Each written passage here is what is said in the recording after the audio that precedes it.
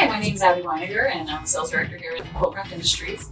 I'm here with David Pearson, our owner, and we are going to talk about motorization today. When I'm out there in the field and I'm working with designers and buyers and whatnot, some, if not a lot of people, tend to be a little intimidated by the motorization of the treatment. So hopefully David can shed some more insight and light on that topic for us today.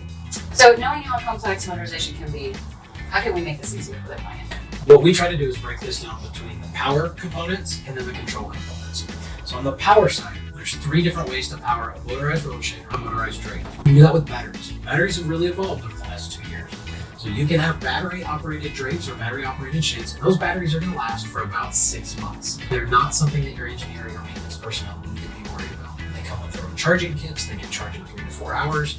Doing that twice a year is really an economical way if you can't run power to the window to rely upon batteries.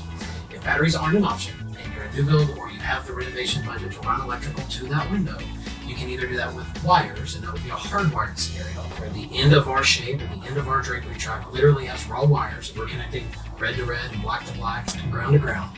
Or we can do plug and play, where the property just provides an outlet and we plug in a cord, like a laptop going into a workstation. And the neat thing about plug and play is if the property loses power, if the engineer needs to take down the track and clean it or maintain it, it's a simple plug in and plug out. And there's no electrician needed. It can play as soon as it is plugged in. So there's 3 options for power: battery, hardwired, and plug and play. And then there's 2 real simple differentiations on controls.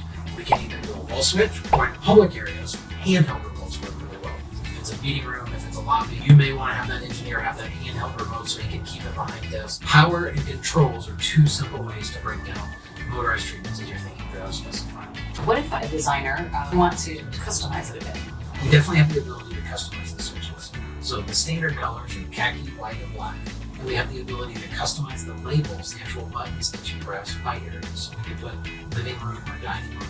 So what if we have multiple windows in the guest room and the client would prefer that all of those shades go up and down at the same time? We can do that one of 2 ways. We can do 1 motor per tube, and we can control up to 10 motors in the room. So we could easily have a 1-to-1 ratio. Or we could couple motorized shades. We can have 1 motor power 2, sometimes 3 shades.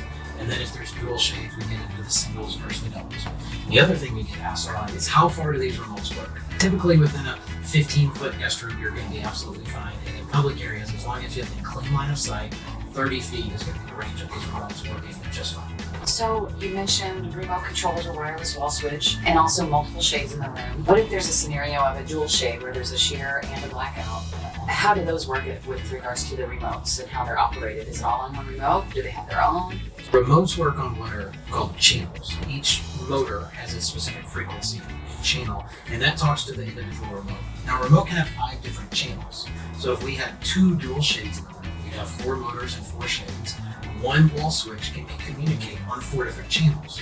So we could have both blackout shades on one channel and both shears on one channel, or each individual shade could have its own frequency.